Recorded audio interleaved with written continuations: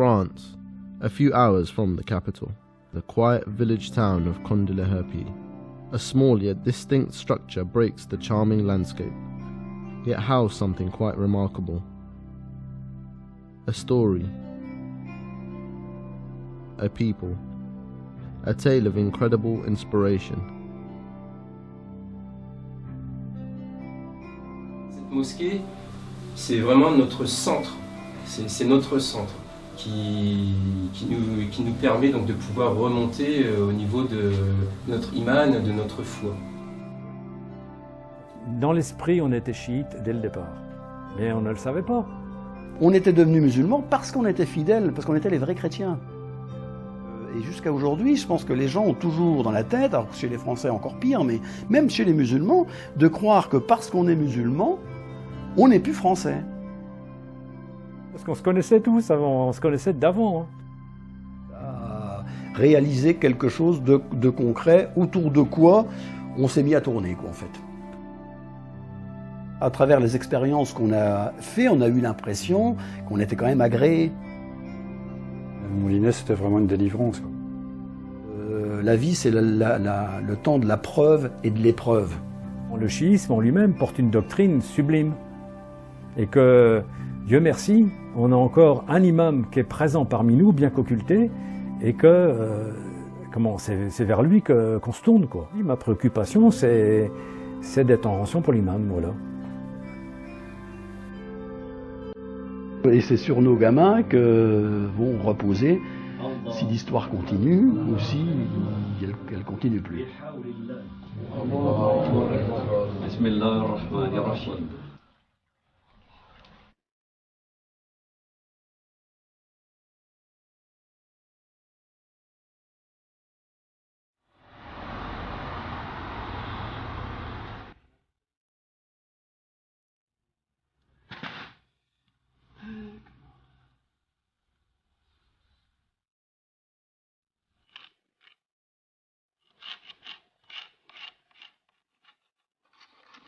J'avais 27 ans quand je suis devenu musulman.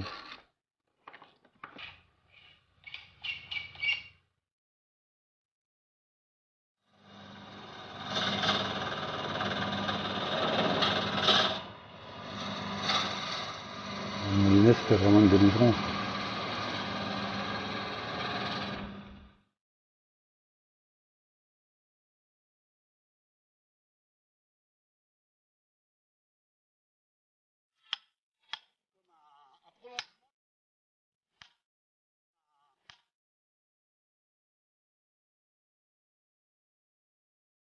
On était devenus musulmans parce qu'on était fidèles, parce qu'on était les vrais chrétiens.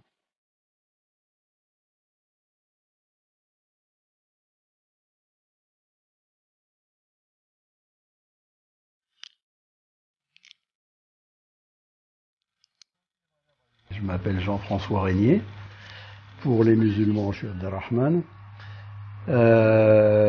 J'ai donc 3 enfants, 3 filles, de 25, 20 et 15 ans. Et je suis donc originaire du village d'à côté, là, qui s'appelle Écli.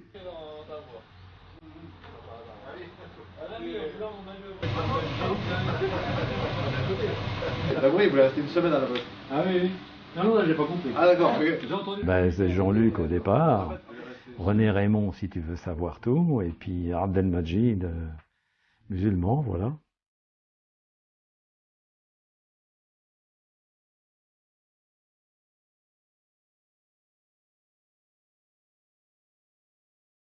On habite à Rethel, mais à la sortie de Rethel, mais l'avantage c'est qu'on était tellement à la sortie qu'on était quasiment en campagne, si tu veux, à pied, je faisais 500 mètres, j'étais dans les champs. J'ai comme loué d'avoir eu des parents vraiment aimants et puis attentionnés, quoi.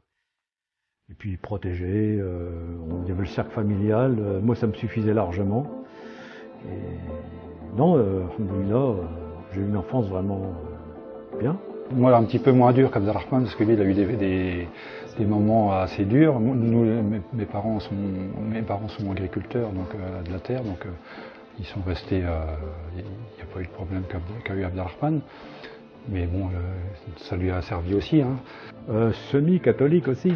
Parce que papa, lui, il n'a jamais rien voulu savoir, il a toujours été un négateur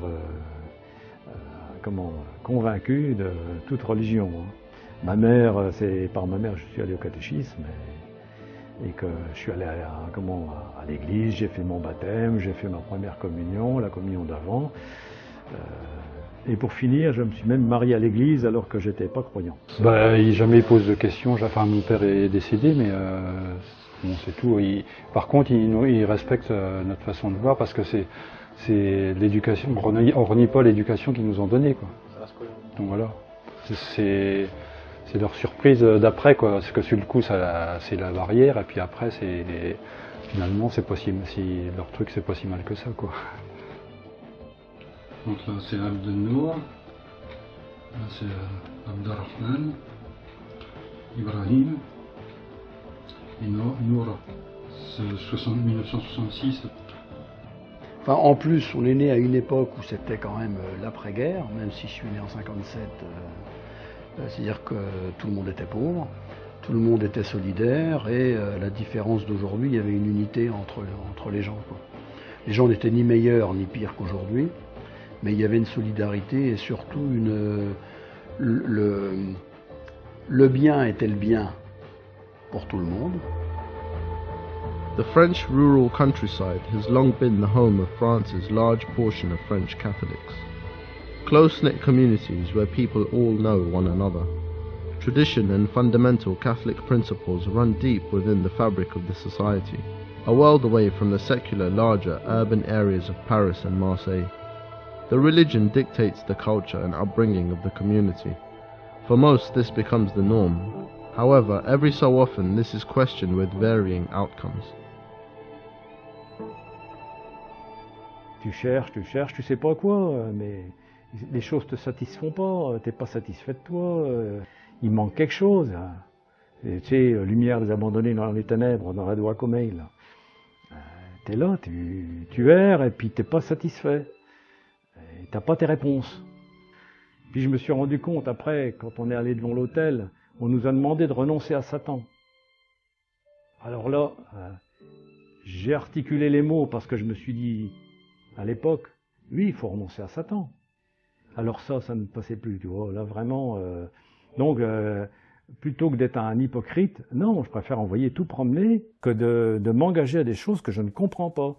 Et donc après, j'ai vu que les gens eux-mêmes ne croyaient pas à ce qu'ils disaient. Like a river that has burst its bank flowing unpredictably, so does the spread of Islam. Like the water flowing, Islam has its own way of spreading and reaching the heart through ways and means unpredictable. When the inspiration is born, often beliefs and customs that were taken as norms become questionable, no longer making sense as they once did. Tout ça, ça a commencé à se fendiller avec le goût de plus en plus amer de se dire qu'en fait on m'a raconté des tas de choses qui paraissaient bien, mais on m'a beaucoup menti.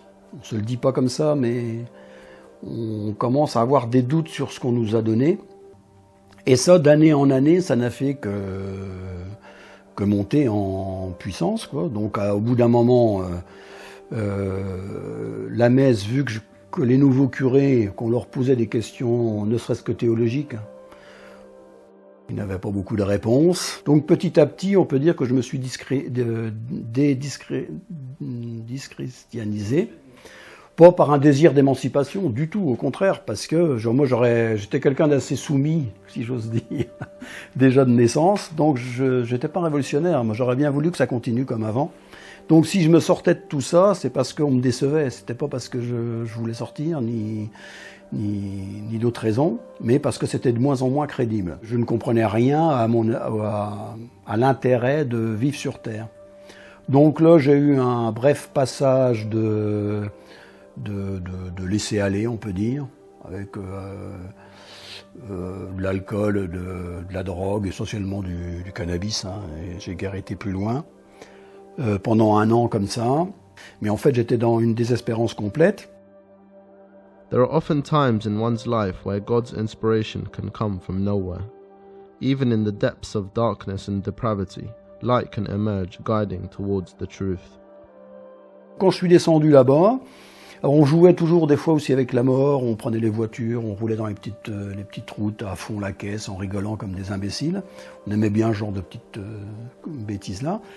Et donc quand je suis descendu, à un moment donné, je me suis retrouvé sur un pont où il y avait, comme il y a dans le sud, un peu d'eau au fond, puis beaucoup de gros cailloux avec, je sais pas, 8, 9, 10 mètres, voilà quoi. Et je m'amusais à courir sur le parapet comme ça, tout seul, donc sans aucun intérêt quoi. Et au bout d'un moment, je me suis mis au milieu, puis là, je me suis dit, bon, soit tu sautes ou soit t'arrêtes quoi. Donc je suis descendu de mon parapet, je suis revenu chez les copains, là, et puis j'aurais dit, ça y est, c'est fini, je ne bois plus, je me défonce plus. Ils m'ont pris pour un fou. Et de ce jour-là, ça a été fini. Et donc déjà là, j'étais donc sorti d'une sorte de désespérance. Et donc à ce moment-là, c'est là que je me suis reposé les questions fondamentales, à savoir, bon, déjà, est-ce que tu es croyant ou incroyant ? Je ne pouvais pas dire que Dieu existait, mais j'étais sûr qu'on ne pouvait pas dire qu'il n'existait pas. Ça peut paraître des jeux de mots, mais pas du tout. When the truth hits, it becomes increasingly difficult to deny and return back to a sense of heedlessness. The calling becomes so strong, to ignore is even more difficult. In this way, they all found their realization one by one. Et donc, pendant cette période-là, alors il y a quelque chose quand même qui s'est joué, c'est que moi, mes deux frères étaient déjà musulmans. Mes deux grands frères. Mais bizarrement, ça n'a absolument pas joué. Je ne suis pas devenu musulman parce qu'ils étaient musulmans. Quand j'ai appris qu'Abdelrahman était devenu musulman, que je le connaissais d'avant, parce qu'on se connaissait tous avant, on se connaissait d'avant. Hein. Et donc, je me suis dit, tiens, il fait comme ses frères, ça me paraît conformiste, si tu veux. J'ai jamais pensé, parce qu'ils sont musulmans, peut-être que moi je pourrais devenir musulman. Ça ne me venait pas à l'idée parce que, justement, c'était des choses qui pour moi ne se décidaient pas comme ça. Mais où ça a été intéressant, c'est par eux que j'ai commencé à découvrir René Guénon. Le point de départ, on a rencontré les deux frères d'Abdelrahman, qui sont plus âgés que lui, qui revenaient de Soudan et qui s'étaient convertis à l'islam. Donc moi, c'est la première fois que j'ai entendu parler de l'islam véritablement, quoi. Plus comme quelque chose d'extérieur, une autre civilisation, une autre culture. Donc il m'a prêté un Coran en français. Hein. Et puis je me souviens, je le lisais tous les soirs, dans le lit avant de m'endormir, je lisais.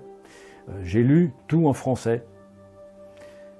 Et puis j'ai eu fini de le lire, puis je me souviens que je me suis dit en moi-même, ben voilà, c'est comme si je prenais Dieu à témoin, mais je n'étais pas conscient de ça, si tu veux.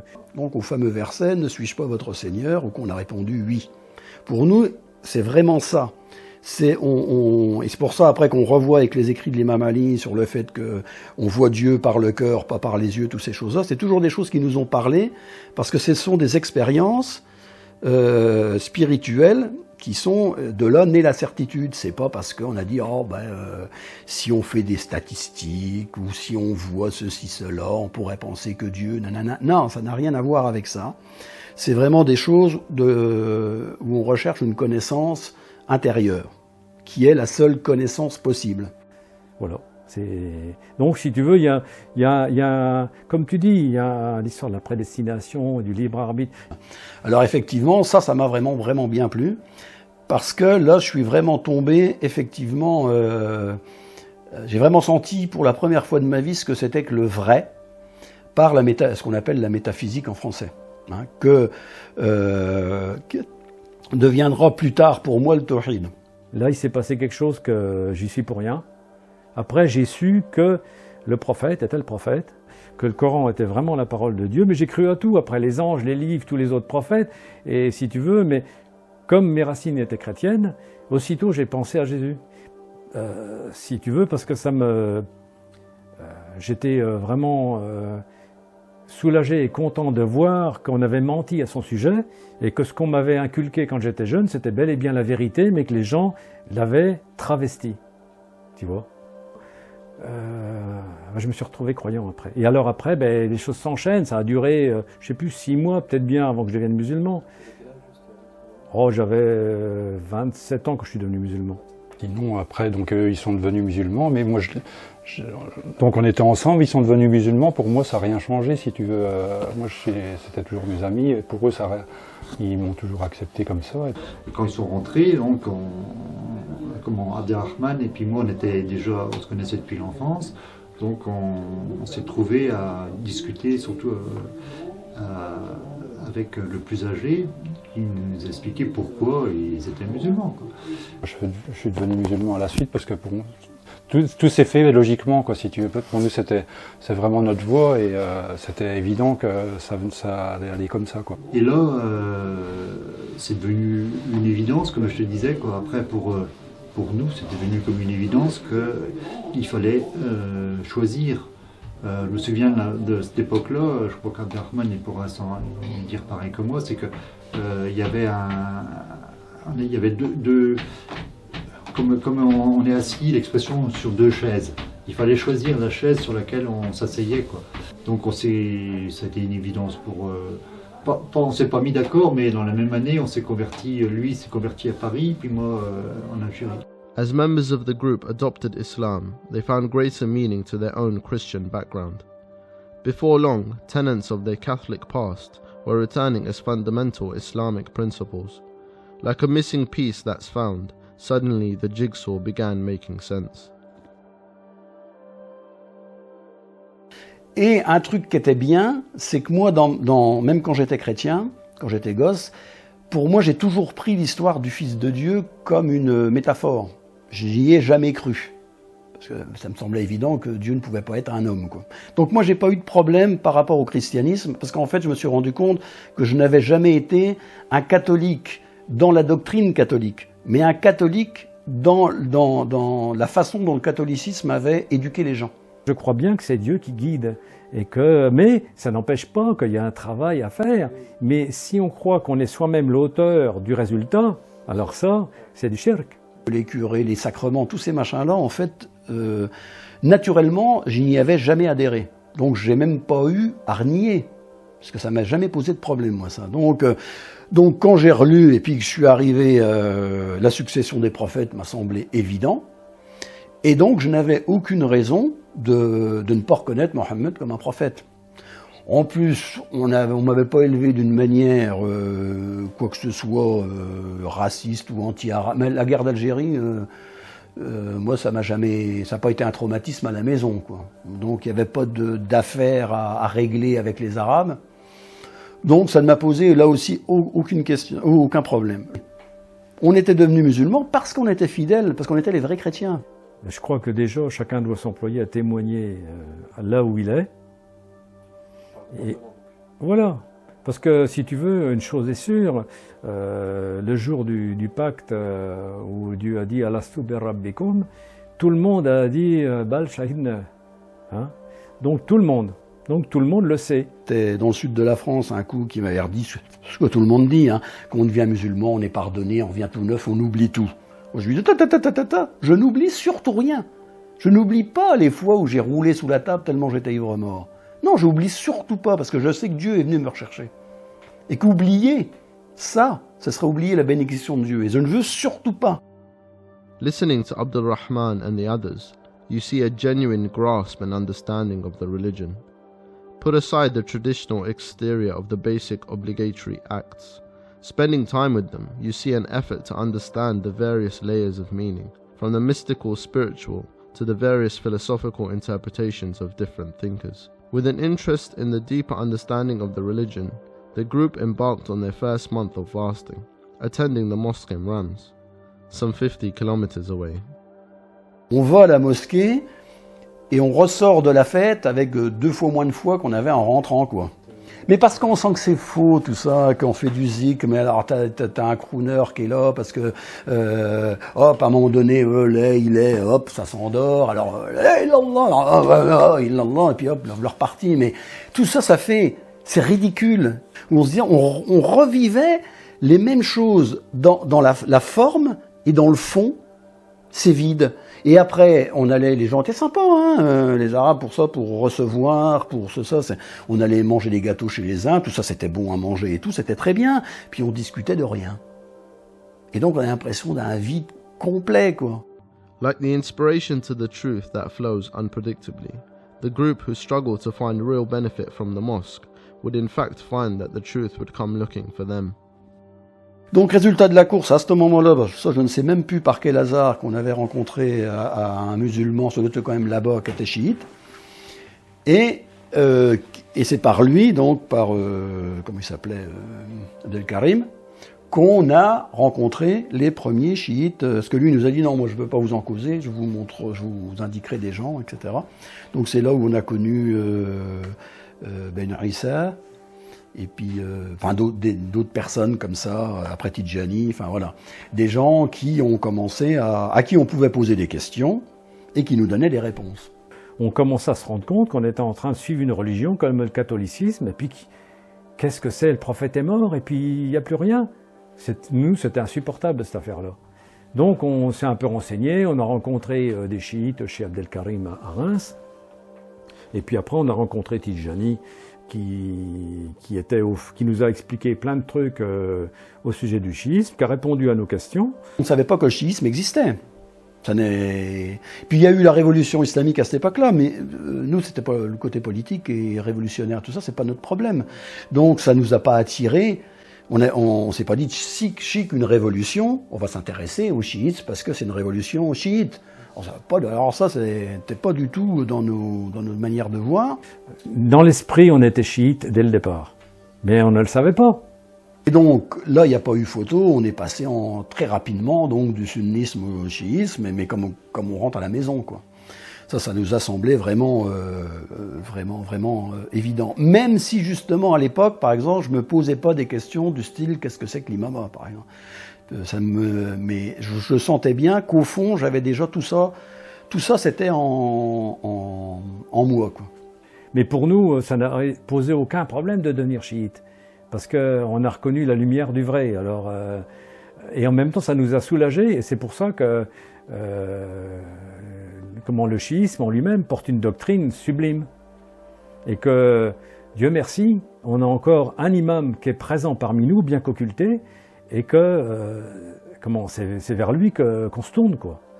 Et que s'il n'était pas là, c'est la fin de tout, quoi. Donc, si tu veux, là, on a trouvé une religion de vérité, et là, on s'y est attaché, là. Becoming Shia doesn't end with the Shahada. It requires greater research and understanding. Abdul Rahman and Abdul Majid are no different. They have made learning about Shia Islam a lifelong struggle, mastering Arabic and researching greater, deeper understandings of Tawheed, Imama and all other tenets of Shia Islam. On était convertis, puis avec nos familles ça allait pas, donc on s'est retrouvés dans un mobil-home, on a acheté un mobil-home, on a vécu quelques années là, et puis après on a cherché à se marier chacun de notre côté, quoi. Donc il y a eu une période où on était un peu éclatés, et enfin d'en parler ça m'émeut, mais c'était difficile, hein. Cette période-là où on était séparés, où on a commencé à avoir des enfants, et on s'est dit, on peut pas, il faut qu'on refasse quelque chose en commun, on se voyait comme ça occasionnellement, mais pas souvent, quoi. Bien qu'avec Abdelmajid, on était voisins, mais il manquait quelque chose. Et il y a eu cette histoire qu'on a décidé de faire une mosquée. On se dit, on ne peut pas continuer à se voir comme ça, les uns chez les autres, la bonne ambiance. Puis le problème qui se passe quand on est comme ça, on passe chez les uns chez les autres, puis on parle. On a cherché un endroit, et donc on a trouvé ce qui est devenu notre mosquée actuelle. Le Moulinet, c'était vraiment une délivrance, quoi. Et on y allait bosser tous les week-ends, le dimanche. Même les gamins, au début, ils étaient fin fous de partir là-bas. Nous, on allait travailler le dimanche, le lundi, j'étais encore là. Lundi, mardi, j'étais encore là-bas. Le jeudi, vendredi, j'étais déjà pour le dimanche, quoi. Tellement c'était le... Ouais, c'était vraiment ça qu'on cherchait, quoi. Et ça, c'est vrai que effectivement, ça a quand même tout changé. Parce qu'effectivement, ça a cristallisé, ça a réalisé quelque chose de concret, autour de quoi on s'est mis à tourner, quoi, en fait. 96 qu'on a racheté Moulinet. À l'époque, il y avait le laitier qui passait, qui prenait les bidons à la main, il n'y avait pas de truc pour aspirer, il y avait le marchand de peaux de lapin, enfin pour te situer un petit peu, on tuait les lapins, puis on mettait les pots à sécher, le monsieur il venait acheter les peaux de lapin. Donc, Tout simplement, donc, c'est un masjid Donc pour nous c'est très important parce qu'un masjid chiite, nous on a à côté de nous on n'a que celui-ci. C'est très important parce que nous, toutes les familles qui fréquentons cet endroit, ça nous permet de nous voir. Ça nous permet donc de pouvoir faire les cours d'arabe, de parler religion, de pouvoir travailler ensemble. As time went on and the community grew, they realized that like their own faith and understanding of the religion, their mosque also needed work to grow and expand, meeting their ever-growing needs. Depuis, là, on continue toujours à y travailler, mais c'est habitable depuis une dizaine d'années, quoi. Ouais. Mais au début, il y avait des trous dans le toit, c'était presque une ruine, quoi. Puisque moi, quand je suis arrivé en 98, ça avait déjà été acheté, il y avait déjà eu des travaux, tout ça. Mais on continue d'année en année de construire des choses, de mettre en place du confort, de faire comme le mihrab, des choses comme ça.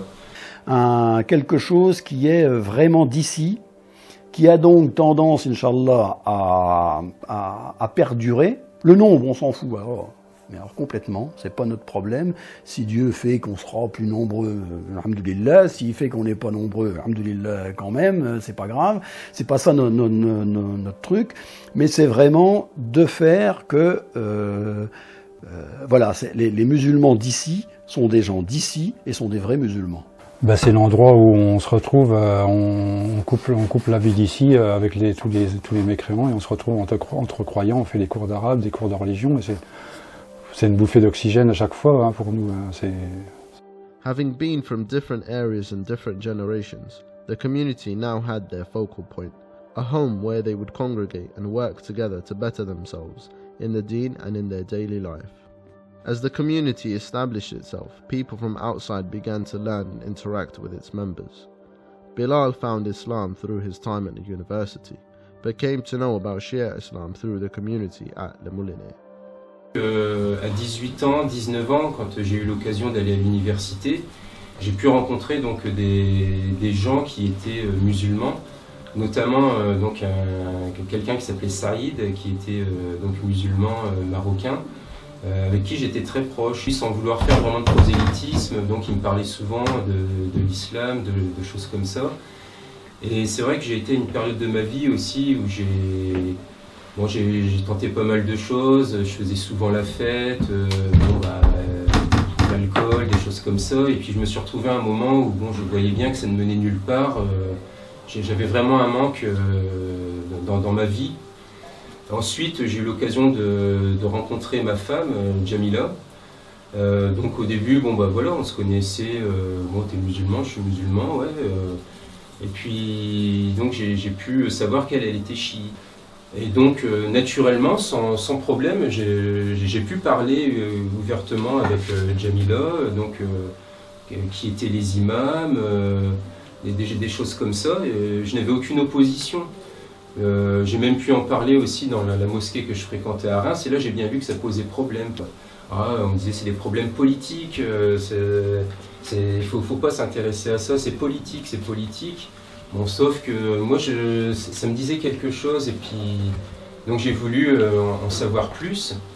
Et puis naturellement les choses se sont faites aussi avec Jamila, et puis on a pu faire un mariage. Et rapidement, je suis devenu chiite aussi, où pour moi, il y a des choses qui étaient devenues évidentes. As the community began to develop, it became clear that there were growing roles and responsibilities for its members. Everyone had to take on a certain task and make it their own. Abdul Noor is in charge of the community food supplies. Collectively, they all harvest and store food for the winter months. Je suis membre de l'association. Parce que Abdel Nour il est trésorier. Abdel Majid il est l'imam et Abdelrahman il est comment dire ça, je ne sais pas comment le dire. Donc ils sont à 3 responsables, quoi, hein. Moi, je suis comme Bilal, je suis membre de l'association. Je suis maraîcher, je fais du maraîchage bio depuis 31 ans, quelques années après être devenu musulman. C'était la suite. Je suis devenu musulman en 81 et j'ai commencé l'activité en 84, à peu près en même temps qu'Abdelnour, dans son métier de menuisier. Là, c'est pareil, c'est une liberté qu'on a dans son travail.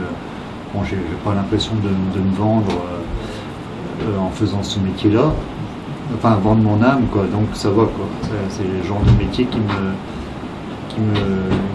permet de garder mon intégrité, enfin j'espère. Donc 85, c'est le début où Abdelmajid m'a fait un petit local pour pouvoir démarrer l'atelier de menuiserie parce que je cherchais du travail, pas moyen de trouver du travail, j'avais pas d'expérience. Moi en ce moment, parce que c'est un peu la crise pour tout le monde, mais il y a toujours du travail quand même, ça va.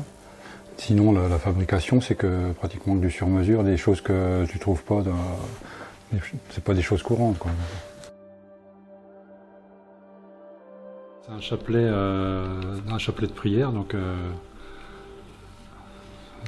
Allahu Akbar, Alhamdulillah, Subhanallah, voilà. En miroir pour mettre au mur. Abdul Noor is also a very talented carpenter, and Abdul Majid saw this in him. After helping him establish himself, Abdul Noor was able to earn a sufficient livelihood and use his skills to develop the mosque and adjacent buildings. Part of his carpentry work is the restoration of old pieces of furniture and such like. Petit à petit, on a agrandi la maison avec les frères, parce qu'à chaque fois qu'on fait un boulot chez quelqu'un, tout le monde vient bosser, après on bosse chez un autre, sans calculer, on ne travaille plus chez toi ou chez l'autre, on n'a jamais travaillé comme ça, on est toujours... Il y a besoin de 3 mois ici, on travaille 3 mois, il y a besoin d'un mois ici, et à chaque fois qu'il y en a un qui demande, paf, tout le monde vient, quoi. C'est ce qui permet d'avancer les choses, quoi. Parce à travers les expériences qu'on a fait, on a eu l'impression qu'on était quand même agréé. Voilà, qu'on a cherché, par exemple pour la mosquée, on avait démonté un vieux bâtiment pour faire un truc en bois, qui aurait fait un truc complètement nul, mais en fait, après on a trouvé autre chose, parce qu'on avait aidé quelqu'un, c'est par lui qu'on a trouvé la maison, enfin ça a été des trucs, pour nous des miracles, quoi, qui ont fait qu'on a senti que Dieu nous agréait dans ce qu'on faisait. Ça c'est quelque chose qui est tout à fait fantastique. Aside from the various manual jobs needed to run the community, Abdul Majid looks after the clerical affairs. Regardez les papiers, le numéro d'assurance complémentaire, telle caisse de retraite, telle autre caisse de retraite, le numéro de cotisant, combien qu'elle paye. Puis alors je te dis pas, on t'en demande. Mais après quand je me rappelle que finalement c'est un acte d'adoration, ça change tout. Bah oui, c'est vrai. Donc tu vois, pour ça c'est pas... The community meets at least once a week, where they take time to learn various different subjects. All members, from the young to the old, have weekly Arabic classes, in the hope they are always in touch with the Quran and the traditional Islamic texts. This allows them access to the earliest Islamic sources. Abdul Majid and Abdul Rahman know they won't always be there. They hope that they can pass on Islam as they found it to the following generations through these classes. Et donc moi ce que je trouve important, c'est que déjà ça nous donne un lieu pour nous réunir, ça nous donne un lieu où justement nos enfants, moi-même, nous-mêmes, donc on peut venir parler islam, faire des cours d'arabe, donc pour pouvoir essayer de mieux s'emparer de notre religion, lire le Coran, Dua Kumail, des choses comme ça. Et cette mosquée, c'est vraiment notre centre, c'est notre centre. Qui nous permet donc de pouvoir remonter au niveau de notre iman, de notre foi. C'est par devoir qu'on fait les choses. Alors, on fait les choses comme c'est de l'extérieur. Bon, il y a des trucs qu'on aime, il y a des trucs qu'on n'aime pas. Bon, ben là, c'est vrai que j'aime pas trop être mis en scène, mais je m'en fous complètement à partir du moment où je sens que ça vit et qu'on est en train de parler de l'essentiel. Moi, il n'y a que ça qui m'intéresse. Parler de la divinité, parler justement du lien avec lui, du devoir qu'on a avec lui, du pacte qu'on a avec lui. Moi, il n'y a que ça qui m'intéresse. Le reste... La vie, c'est le temps de la preuve et de l'épreuve. Parce que l'homme étant ce qu'il est, un peu bête et un peu feignant, c'est par les épreuves qu'il arrive à progresser dans le chemin spirituel. Par ton exemple, tu fais ce que tu as à faire, humblement, puis si Dieu veut que quelqu'un comprenne par ton comportement ou par ce que tu fais qu'il comprenne quelque chose, alhamdoulilah. Donc il y a notamment 2 auteurs qui nous servent beaucoup ici, au Iné, dans notre Oumma, dans le Masjid. C'est donc René Guénon qui a pu écrire sur justement les valeurs de la science sacrée, mais qu'effectivement, s'il y aura toujours des centres spirituels, il y aura toujours quelque chose qui fera qu'on peut remonter et retourner vers Dieu, quoi. On se sent revenir comme un gosse, où on a cette connaissance du divin qui n'a pas du tout besoin d'explications, de raisons, de choses comme ça. Et le deuxième auteur qui nous a beaucoup, qui m'a beaucoup interpellé aussi, c'est un philosophe qui s'appelle Henri Corbin, qui a pu écrire justement sur l'islam chiite tel qu'il a pu lui le découvrir en Iran, et donc il nous a mis, grâce à ses livres, certaines notions et puis des éléments de la doctrine des imams. Voilà, c'est ça mon désir, être en rançon pour l'imam. C'est tout un travail qui occupe toute la vie. Hein. Voilà. Quand on a la certitude, on a envie des fois d'être mis en difficulté. Parce qu'on sait que derrière les difficultés se cachent des tas de trésors. Djihad Naf, ça peut être une belle voie de garage qui fait que tu t'illusionnes sur beaucoup de choses et puis à la fin, c'est une voie de garage, quoi. Et puis quand on te demande sincèrement, là, le jour du pacte, est-ce que je suis pas ton Seigneur? Ah ben si. Et t'as rien compris. Donc ça, je te dis, ma préoccupation, c'est d'être en rançon pour l'imam, voilà. As the group recount their story, remembering how they found Shia Islam, whilst making sense of their Catholic pasts, naturally they look to the future. What is to happen with Les Moulineaux and the forthcoming generations? Là, on a dit que c'était dans la main de Dieu, hein, ces choses-là. Hein. Et que ça demande une spontanéité des gens. Hein. Comment un élan vers Dieu, de la sincérité, ça dépend pas de nous. Hein. Donc, ma foi, si tu vois quelque chose de bien, qui serait bien. Non, bon, c'est tout. Nous, on était la première génération. On espère qu'il y en aura des aussi brillantes derrière nous. Voire mieux, ce serait même encore mieux. Voilà, quoi, puisque nous, notre but, c'est d'installer l'islam ici comme si c'était comme la religion naturelle, quoi. Donc déjà nos enfants ils sont nés musulmans. C'est vrai que nous quand on parle du christianisme, des fois eux ils savent même pas. Nous ça nous semble naturel, on est nés dedans. Et on se rend compte que nos gosses ils connaissent déjà pas. Peut-être ils sont pas allés au catéchisme, ces machins-là. Donc eux ça va se jouer sur une autre forme. Ils sont nés musulmans ici, ils sont d'ici. Et on verra bien si la greffe prend. Ça demande confirmation. Oui, non, mais c'est vrai que ça sera pas du tout la même. Pour eux, ça sera pas du tout les mêmes enjeux que pour nous. Même si on n'a pas l'impression d'avoir été des convertis dans le sens de changement de religion, parce qu'en fait, on a l'impression d'être resté dans la même avec une forme différente. D'être resté fidèle. N'empêche que pour eux, ils sont nés musulmans directs. Et donc, ça sera quand même un peu différent. Ils se posent pour eux les mêmes problèmes que partout d'ailleurs. Hein. Parce que ceux qui sont des musulmans, ils ont le même problème. Je pense que c'est vrai que pour nos enfants, quand on leur demande pourquoi ils ont un nez musulman, ils disent à chaque fois c'est nos parents qui se sont convertis. C'est la réponse directe, qui nous ont donné ce nom-là. Tandis qu'eux, ils sont nous on est nés musulmans, puis on est nés ici. Et avec des noms, puis des têtes d'ici. Et donc c'est vrai que ça, rien que ça changera déjà la donne. Et puis c'est tout. Puis après, ça sera à eux de jouer. Nous, on va essayer de finir ce qu'on a commencé. Après, on commencera à s'enterrer les uns les autres.